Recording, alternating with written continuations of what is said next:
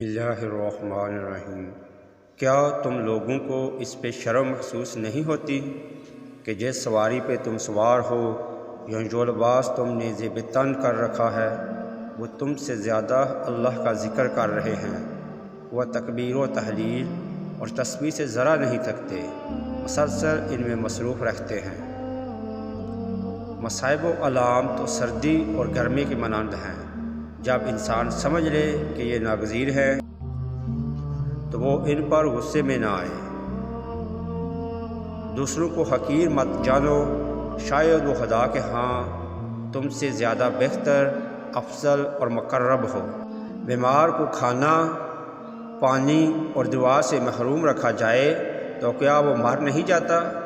اسی طرح دل جب علم و فکر اور حکمت سے بہرہ مند نہ ہو تو موت کے گھاٹ اتر جاتا ہے۔ تفکرات، پریشانیاں اور غم دو وجہ سے آتے ہیں: دنیا کی رغبت اور حرص اور نیک اعمال میں کوتاہی۔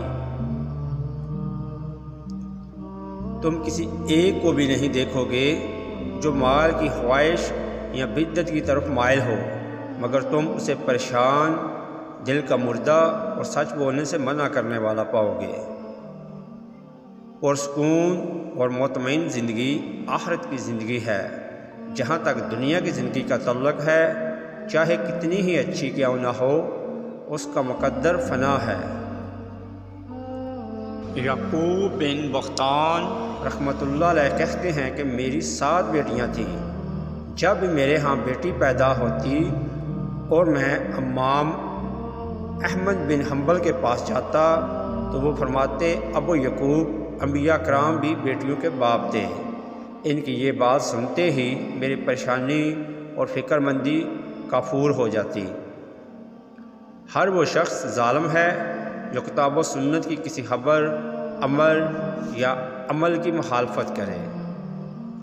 اللہ سے محبت کرنے والے کی نشانی یہ ہے کہ وہ اللہ کے محبوب صلی اللہ علیہ وآلہ وسلم کے اخلاق، افعال، احکام اور اعمال میں ان کی اتباع کرنے والا ہو۔ حقیقی وہی ہے جو اللہ تعالیٰ سے ڈرتا ہے۔ جلوت و خلوت یکساں ہوں تو یہ عدل ہے۔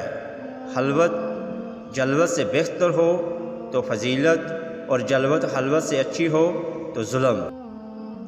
امام احمد بن حنبل رحمۃ اللہ علیہ نے دنیا کا ذکر کیا تو فرمایا، اگر یہ تھوڑی ہو تو کافی ہو جاتی ہے، اور اگر زیادہ ہو تو کافی نہیں ہوتی۔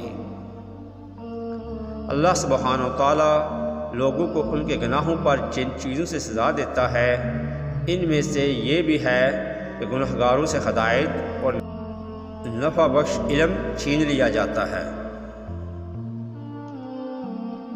توحید کی حقیقت یہ ہے کہ تم اللہ اکیلے کی عبادت کرو، سوائے اس کے کسی اور کو نہ پکارا جائے، سوائے اس کے کسی سے نہ ڈرا جائے، سوائے اس کے کسی کا تقوی اختیار نہ کیا جائے، سوائے اس کے کسی پہ توکل نہ رکھا جائے، دین صرف اسی کا مانا جائے، اور اللہ کے علاوہ ہم فرشتوں اور انبیاء کو رب نہ مانیں۔ جب فرشتوں اور انبیاء کو نہیں تو ائمہ، شیوخ، علماء اور بادشاہوں کو بدرجہ اولیٰ نہیں۔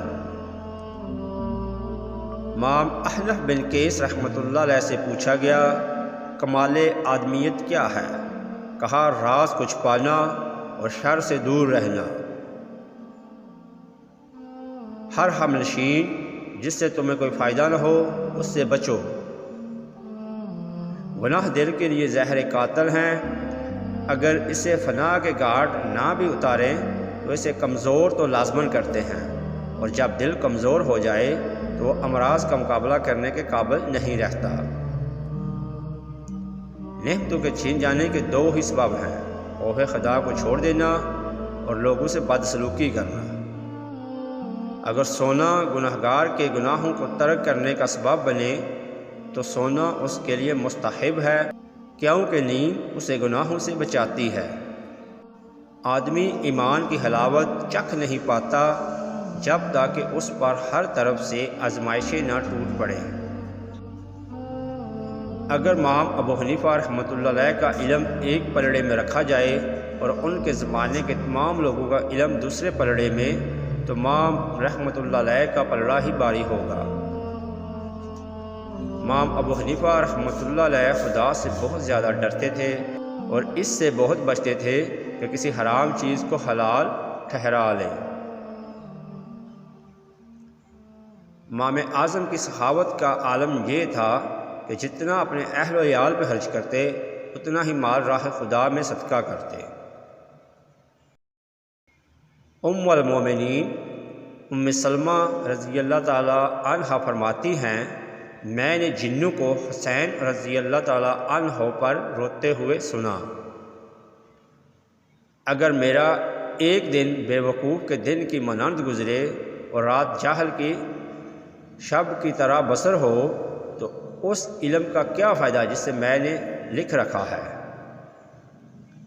اگر علم بغیر عمل کے فائدہ مند ہوتا تو اللہ اہل کتاب کے علماء کی مذمت نہ کرتا، اور اگر عمل بغیر اخلاص کے مفید ہوتا تو اللہ منافقین کی مذمت نہ کرتا۔ دنیا میں سب سے زیادہ پاکیزہ چیز اللہ کی معرفت ہے، اور آخرت میں سب سے زیادہ پاکیزہ چیز اس کا دیدار ہے۔ صحابہ کرام رضی اللہ عنہم اجمعین سے محبت سنت ہے، ان کے لیے دعا کرنا قرب الہی کا باعث ہے، اور ان کی پیروی کرنا وسیلہ ہے، اور ان کے آثار کو تھامنا فضیلت ہے۔ بدعات اس قدر پھیل جائیں گی کہ جب انہیں چھوڑا جائے گا تو لوگ کہیں گے سنت ترک کر دی گئی ہے۔ سلف کو کوئی غم و مصیبت پہنچتی تو رسول اللہ صلی اللہ علیہ وآلہ وسلم کی وفات کو یاد کرتے اور یہ کہہ کر خود کو تسلی دیتے، اس سے بڑا کوئی غم نہیں جو ہمارے دلوں پر نازل ہوا ہو، کہ جب اسے سہ لیا تو ہر غم سہ لیں گے۔ 4 چیزیں رزق کو کھینچ لاتی ہیں: رات کا قیام کرنا، سحری کے وقت استغفار کرنا، ہمیشگی سے صدقہ کرنا، اور دن کے شروع اور آخر میں اللہ تعالیٰ کا ذکر کرنا۔ اگر تمہیں سچائی چاہیے تو پرانی کتب میں دیکھو، اگر سچے لوگ چاہیے تو پرانے گرانوں میں تلاش کرو، ہر معاملے میں قدیم کو لازمی پکڑو۔